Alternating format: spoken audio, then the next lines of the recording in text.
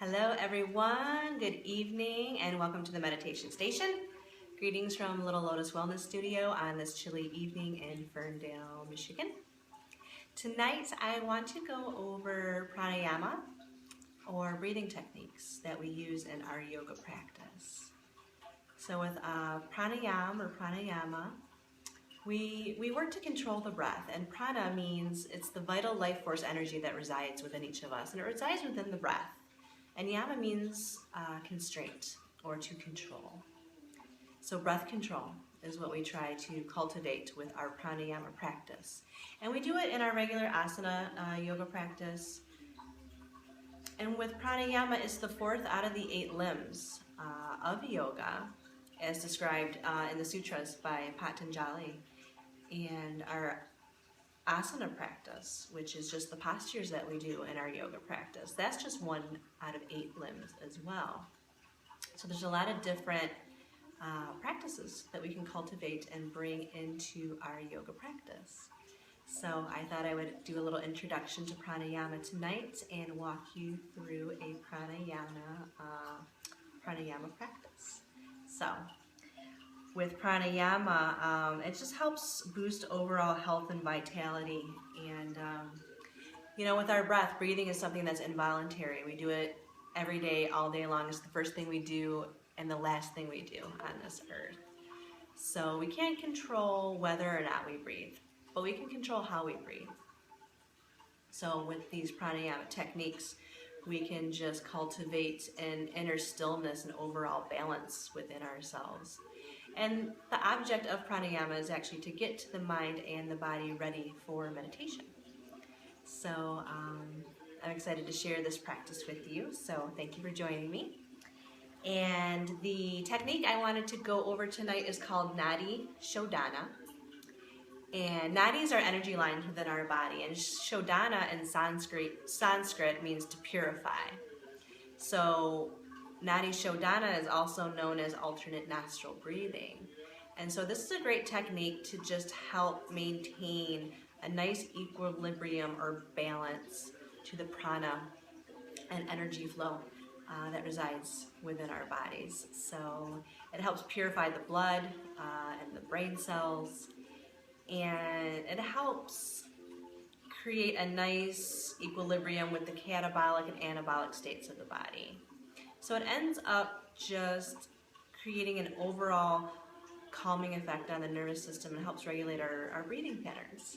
So great practice to start out with using pranayama. So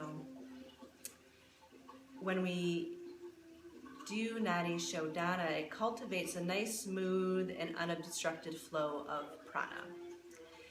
So when we work on that, the nadis are those energy lines. So there's 2 lines that run along each side of the spine. There's feminine and masculine. So the feminine one is the Ida nadi, and then there's the Pingala, which is the masculine. So when we work to cultivate that nice flow, unobstructed flow, the Ida and Pingala can flow naturally and optimally, and that allows for the Sushumna nadi, which is the main energy line that runs all the way from the root through the spine up through the crown of the head, to run at an optimum level, and that affects all the chakras. And when that happens, it just creates overall balance, calmness, and awareness to one's inner self. And that can actually lead into a release of the Kundalini energy, which is something that we'll talk about in another lesson. So stay tuned for that. So with Nadi Shodana, we want to get into a nice, comfortable seated position. I am sitting on my yoga mat on the floor with my legs crossed. But you can sit in a chair, whatever's most comfortable for you. Just make sure that you can be nice and relaxed. And get a nice solid foundation beneath you to begin any practice that you do. So just get nice and centered, and you feel the earth beneath you, you feel that support beneath your sits bones, and you just get a nice sense of grounding before you start any practice. Okay, and you want to create a nice long line of energy from the root all the way through your spine, through the crown of your head. So you're sitting up nice and tall. Shoulders are dropped down away from your ears. And you start to cultivate stillness. You just want to turn the focus inward. I'll invite you to close your eyes, but I will walk you through some instruction. So you might want to keep your eyes open for that part. Okay. And with our legs crossed, we take our left hand and palm facing up to the ceiling. When the palm is facing up, that's open to receiving. And we're looking to cultivate some energy and prana, so we want to be able to receive that. So just place your hand palm up on your left knee. And with the right hand, we're going to use what's called Vishnu Mudra. Now, mudra is a hand gesture used in a lot of practices, and it's used as an energy seal, and that can help cultivate the prana. So what we do is we take our hand, and you take your first finger and your middle finger, and you just bend them in towards your palm, just like that. So you have your thumb, your ring finger, and your pinky all still hanging out here. And what we do with this, we're going to use the thumb and the ring finger to block each nostril. Because alternate nostril breathing, we are going to be alternating nostrils through this breathing practice to create that nice even flow. And we want to bring our attention to the space in between our eyebrows, or our third eye, our mind's eye. So we'll bring our attention to that space while we do this practice. And a lot of people like to take these two fingers that you bend in and actually place them on the third eye and just alternate this way. So whatever feels most natural to you, either the traditional Vishnu Mudra, or you can take these two fingers and place them right on your third eye, okay? And so we have our Vishnu. Let's take a couple nice inhales together. So nice cleansing breaths. So a nice inhale through the nose and out through the mouth. Another deep inhale in and out. Good. Start to cultivate a nice even inflow and outflow of breath here before we begin our practice. And with Nadi Shodana, there is what's called breath retention that we use. And I did want to mention that breath retention you want to be careful with if you have high blood pressure, hypertension, glaucoma, any kind of head congestion, sinus infections, things like that. You want to be really careful with using breath retention and probably not retain the breath during this practice. So we're going to pause after each inhalation and exhalation, and that is known as the breath retention. So you want to avoid that if you have any of those conditions, okay? Great, so we're in a nice comfortable seat. We have nice alignment. We have our Vishnu Mudra and our left hand palm up on our left knee. Good.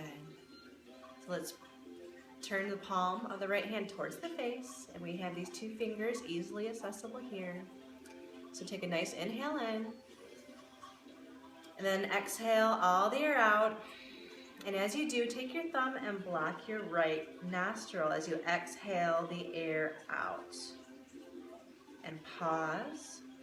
Then inhale through the left nostril. Pause. Then close the left nostril and exhale out the right. And pause. Inhale through the right. And block the right, exhale out the left. Good. Another inhale through the left. And pause. And exhale out the right. Good. Inhale through the right. Pause and block. Exhale out the left. Excellent. Good. That was a little over 1 round of Nadi Shodana, and if you're a beginner, probably about 5 to 10 rounds to start. And when you do the breath retention, you always want the retention to be twice the amount of length as your inhale. And then you want the exhalation to be the same length of time as the retention. So we'll inhale, pause, and block exhale.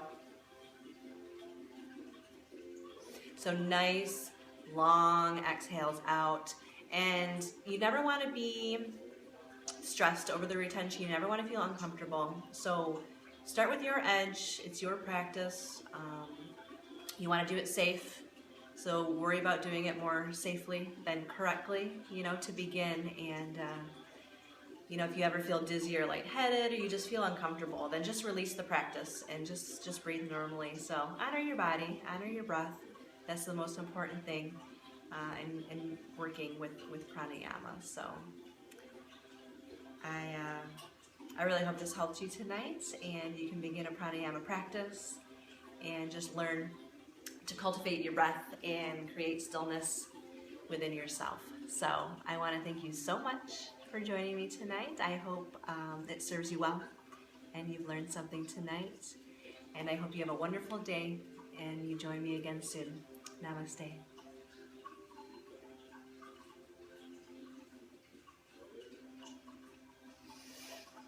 We'll see you soon. Thank you.